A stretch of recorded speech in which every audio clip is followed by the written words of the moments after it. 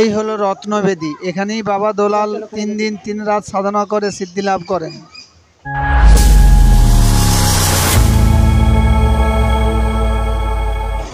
নমস্কার বন্ধুরা, মুখার্জি ব্লকের পক্ষ থেকে আপনাদের সবাইকে স্বাগত জানাই। এই গরমে কেমন আছেন? আশা করি ভালো আছেন, সুস্থ আছেন। তো আজ আবার বেরিয়ে পড়েছি একটা নতুন ভিডিওর উদ্দেশ্যে। আজ আমার গন্তব্য কলকাতার দক্ষিণ 24 পরগনার সোনারপুর অঞ্চলে অন্তর্গত রাজপুরে অবস্থিত বিপত্তারিণী চণ্ডীমাতার মন্দির। এই বিপত্তারিণী চণ্ডীমাতা মন্দির শান্ত, স্নিগ্ধ, নিরিবিলি, মনোরম, পরিষ্কার পরিচ্ছন্ন, জাগ্রত বিপত্তারিণী চণ্ডীমাতার মন্দির। কথিত আছে এই বিপত্তারিণী চণ্ডীমাতার গর্ভ গিয়ে মায়ের মুখের দিকে চেয়ে যদি মানত করেন, মা মনস্কামনা পূরণ করেন। মা কাউকে খালি হাতে ফেরায় না। আর আরেকটা এই মন্দিরের বিশেষত্ব হলো, এই মন্দিরে গর্ভ গিয়ে যে মাকে স্পর্শ করে প্রণাম করা যায়, যেটা অন্য কোনো মন্দিরে দেখা যায় না। তো এই বিপত্তারিণী চণ্ডীমাতার মন্দির কিভাবে আসবেন, বিপত্তারিণী চণ্ডীমাতার মন্দির কখন খোলে কখন বন্ধ হয়, বিপত্তারিণী চণ্ডীমাতার মন্দিরের পুজো দেওয়ার কি নিয়ম আছে, বিপত্তারিণী চণ্ডীমাতার মন্দিরে নিজস্ব গাড়ি নিয়ে এলে পার্কিং করার ব্যবস্থা আছে কি না, এই সব কিছুই থাকছে আমার এই ভিডিওতে। তাই ভিডিওটা পুরোটা দেখবেন, আশা করি ভালো লাগবে। আর ভালো লাগলে লাইক করবেন, বন্ধুদের সাথে শেয়ার করবেন, কমেন্ট করবেন এবং সাবস্ক্রাইব করবেন। চ্যানেলে নতুন হয়ে থাকলে অবশ্যই একটা সাবস্ক্রাইব করে চ্যানেলটার সঙ্গে থাকবেন। তো তাহলে চলুন বিপত্তারিণী চণ্ডীমাতার মন্দির। তো এই যে সামনেই দেখছেন বিপত্তারিণী চণ্ডীমাতার মন্দিরের মূল প্রবেশদ্বার। তো চলুন মন্দির প্রাঙ্গণে প্রবেশ করি। আর মন্দির চত্বরটা খুবই বড় এবং পরিষ্কার পরিচ্ছন্ন। এখানে গাড়ি পার্কিংয়ের ব্যবস্থা আছে, খুব সুন্দর ব্যবস্থা। দেখুন, একদিকে 4 চাকা আর একদিকে 2 চাকা। আর আপনারা যদি নতুন গাড়ি নিয়ে আসেন, এখানে গাড়ি পুজোরও ব্যবস্থা আছে, গাড়ি পুজো এনারা করে দেয়। আর বিনামূল্যে এখানে জুতো রাখার সুব্যবস্থা। এই যে দেখতেই পাচ্ছেন, এখানে জুতো খুলে এনারা ব্যাগের মধ্যেই রাখে, খুব সুন্দর ব্যবস্থা। আর ওখানে ব্যাগের মধ্যে জুতো রেখে এখানে হাত ধোবেন, কারণ মন্দিরে প্রবেশ করলে হাত ধুয়েই প্রবেশ করতে হয়, তার জন্য এখানে হাত ধোয়ার সুব্যবস্থা। আর এই বিপত্তারিণী চণ্ডীমাতার পুজো দিতে হলে পূজার সামগ্রী এখান থেকে আপনারা সংগ্রহ করতে পারেন। এই যে দেখুন, এখানে ফুল, মালা, ধূপ, চূর্ণি, শাড়ি, যাবতীয় সিঁদুর, আলতা, যাবতীয় পূজার সামগ্রী আপনারা এখান থেকে সংগ্রহ করতে পারবেন। তবে এখানে একটা কথা বলে নিই, আপনারা যদি বিপত্তারিণী মায়ের পুজো দেন, তাহলে বাইরের থেকে কোনো পুজোর সামগ্রী কিনে আনবেন না, কেন এখান থেকেই সব পাওয়া যায়। এখান থেকে নিয়ে মায়ের পুজো দিতে পারেন। আর এই যে দেখুন, দেওয়ালে তাই লেখা আছে, শান্ত, স্নিগ্ধ, মনোরম, নিরিবিলি, পরিষ্কার পরিচ্ছন্ন পরিবেশ। আর ফার্স্ট ফ্লোরে মায়ের গর্ভগৃহ। এই যে সিঁড়ি দেখছেন, এই সিঁড়ি দিয়েই উপরে উঠতে হবে। আর যারা বয়স্ক তাদের জন্য লিফটেরও ব্যবস্থা আছে। তো চলুন সিঁড়ি দিয়ে মায়ের গর্ভগৃহে উপরে।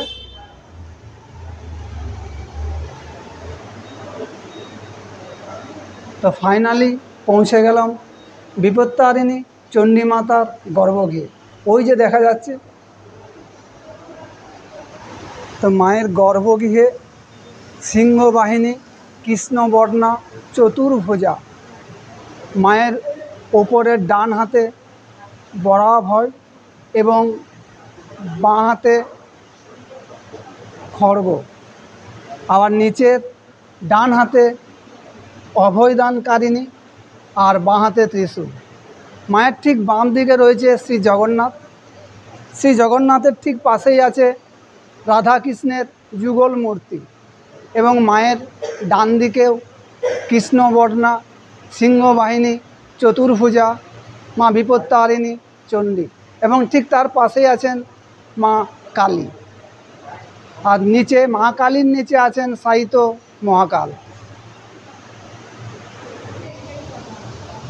তো এখন বিপত্তারিণী চণ্ডী মায়ের পুষ্পাঞ্জলি শুরু হচ্ছে। যারা পুষ্পাঞ্জলি দিতে চান তারা মায়ের সামনে আসুন এবং মায়ের কাছে বসুন। বিনাশিন্নই ডাকিনী যোগিনী পরিবৃতাওই মহাপুরাওই ভদ্রকাল্যই মা বিপত্তারিণী চণ্ডিকাওই ভগবতী ভয়চ্ছেদে ভবভাবিনী কামতি শঙ্করী কৌশিকী তং হি মা বিপত্তারিণী নমস্তুতে।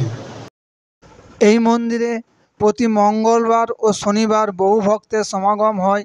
এছাড়াও বছরে দুবার এখানে বিশেষ পূজার রীতি প্রচলিত আছে। সোজা ও উল্টো রথের মাঝখানে অর্থাৎ মঙ্গলবার এবং শনিবার এখানে বিপত্তারিণী পূজা হয়ে থাকে। শিবে সর্বার্থ সাধিকে শরণ্যে ব্রহ্মকে গৌরী নারায়ণী নমস্তুতে।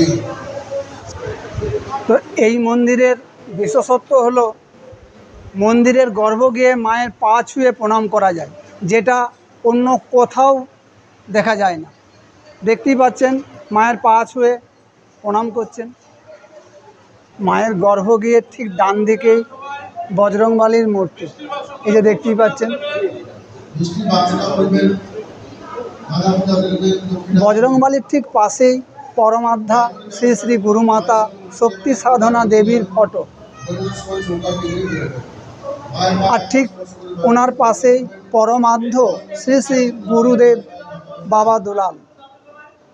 আর এখানে মহিষাসুর মর্দিনী, দেখতেই পাচ্ছেন। খুব সুন্দর মায়ের মূর্তিটা।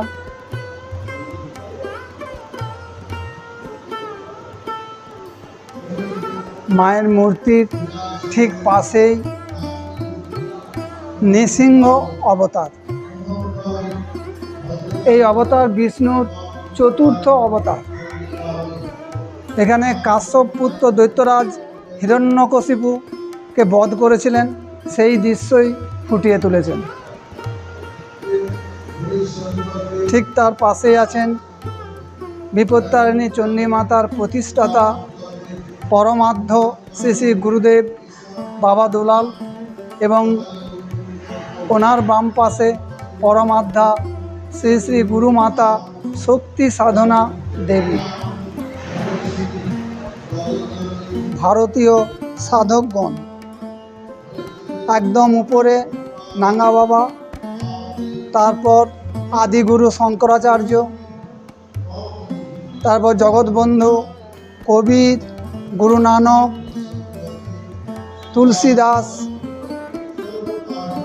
তৈলঙ্গ স্বামী, লোকনাথ, বাবা দুলাল, শ্রীরামকৃষ্ণ, বামাখেপা, ভোলাগিরি, স্বামী বিবেকানন্দ, অরবিন্দ, রামপ্রসাদ এবং শ্যামাচরণ। ঠিক তার পাশেই আছেন সিদ্ধিদাতা গণেশ। হর পার্বতীর পুত্র, শঙ্খচক্র গদা পদ্মধারী, চারি হস্ত, ত্রিনয়ন, মুষিক বাহন সিদ্ধিদাতা গণেশ। বহু প্রাচীন এই মন্দিরে আজও নিত্য পুজো হয়ে আসছে। কথিত আছে দুলালচন্দ্র দাস দেবীর দর্শন পেয়েছিলেন, দেবী তাকে বলে দিয়েছিলেন তার রূপ কেমন হবে, পূজা পদ্ধতিই বা কেমন হবে। তো এখানে দেখতেই পাচ্ছেন গৌর নিতাইয়ের যুগল মূর্তি।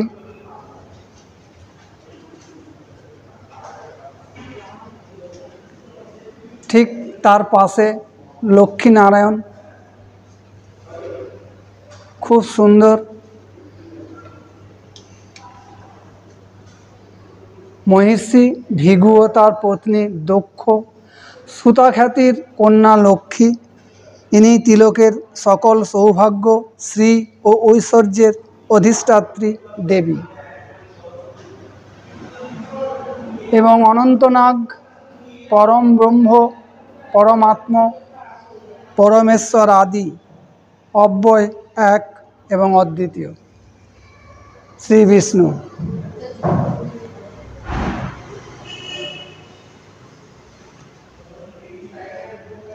ঠিক তার পাশেই রাম সীতা, অযোধ্যার সূর্যবংশীয় রাজা দশরথের জ্যেষ্ঠ পুত্র রানী কৌশল্যার গর্ভজাত সন্তান রাম।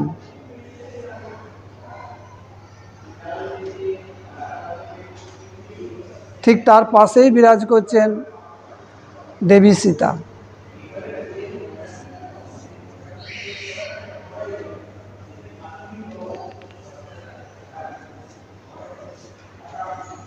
আর ঠিক তার পাশে আছেন মা মনসা। ইনি সর্প বা নাগকুলের দেবী। ব্রহ্মার উপদেশে ঋষি কাশ্যপ সর্পমন্ত্রের সৃষ্টি করে একে অধিষ্ঠাত্রী দেবী রূপে প্রতিষ্ঠা করেন। সেই জন্যই ইনি ঋষি কশ্যপের মানসী কন্যা ও মনসা নামে জগতে পরিচিতা। পদ্মপুরাণের মতে ইনি শিবকন্যা, নাগরাজ বাসুকীর ভগিনী জগৎকারুর মনের সাথে এনার বিবাহ হয়। এর পুত্রের নাম মুনি আস্তিক।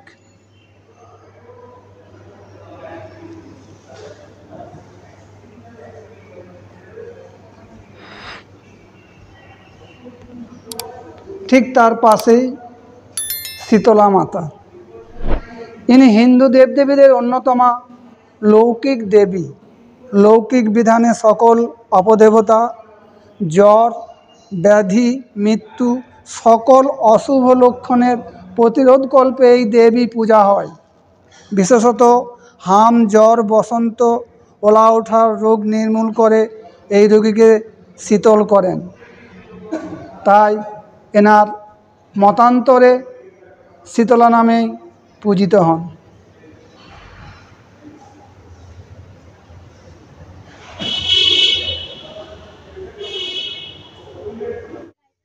আর এই রত্নবেদীর সামনে আপনারা ধূপ মোমবাতি জ্বালাতে পারেন। দেখতেই পাচ্ছেন অনেকেই ধূপ মোমবাতি এখানে জ্বালাচ্ছেন। শ্রী শ্রী চণ্ডীমাতার নির্দেশে কিশোর দোলাল বিভিন্ন রত্ন দ্বারা বিল্ববৃক্ষের মূলে যে আসন বা বেদি তৈরি করেন তাহাই এই রত্নবেদী। এই আসনে 3 দিন 3 রাত বিরামহীন সাধনা করে 17 বছর বয়সে কিশোর দুলাল গোধূলি লগ্নে মায়ের স্বরূপ দর্শন করে সিদ্ধি লাভে সফল হন। এই জন্যই এই রত্নবেদী বাবা দুলালের সিদ্ধাসন। কোথায় বাড়ি? আমার বাড়ি রুবির ওখানে আরবানা। আচ্ছা, এখানে প্রায় আসেন? হ্যাঁ, প্রায়ই আসি। মা খুবই জাগ্রত। আমার কাছে তো তাই লাগে।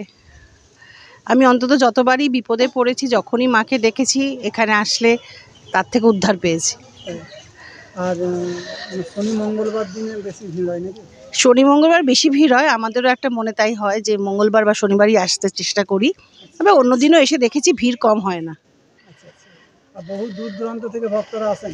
প্রচুর থেকে, অনেক দূর থেকে আসে। তো মন্দির খোলা এবং বন্ধ হওয়ার সময় এর টাইম দেওয়ালে বোর্ডে দেওয়া আছে। সকাল 6টা থেকে 11টা পর্যন্ত এবং বিকাল 2:30 থেকে 5:30 পর্যন্ত। তো এরপর বলি এই বিপত্তারিণী চণ্ডীমাতার মন্দির আসবেন কিভাবে। যদি মেট্রোতে আসেন তাহলে কবি নজরুলে নামুন। ওখান থেকে বাইরে বেরিয়ে অটো পাবেন, টোটো পাবেন, তাতে করেও আসতে পারবেন। এছাড়াও যদি ট্রেনে আসেন শিয়ালদার দিক থেকে, তাহলে শিয়ালদা বজবজ ছাড়া যে কোনো সাউথের লোকাল ধরুন, সোনারপুরে নামুন। সোনারপুর নেমে বাইরে বেরিয়ে অটো পাবেন, টোটোও পাবেন, তাতে করে মন্দির চলে আসতে পারবেন। এবং টোটো থেকে যেখানে নামবেন সেখান থেকে মিনিট 4-5 পায়ে হেঁটে আসতে হবে। এছাড়াও শহর বা শহরতলি থেকে বাসও আছে, বাসেও আসতে পারেন। তো এই বিপত্তারিণী চণ্ডীমাতার মন্দিরের ভিডিও কেমন লাগলো কমেন্ট করে জানাবেন। ভালো লাগলে একটা লাইক করে সাথে থাকবেন এবং একটা সাবস্ক্রাইব করে পাশে থাকবেন। তো আবার দেখা হবে অন্য কোথাও, অন্য কোনো দিন, অন্য কোনো ভিডিওতে। আপনারা ভালো থাকবেন, সুস্থ থাকবেন। বিপত্তারিণী মন্দির থেকে আমি মুখার্জি ব্লগ। নমস্কার।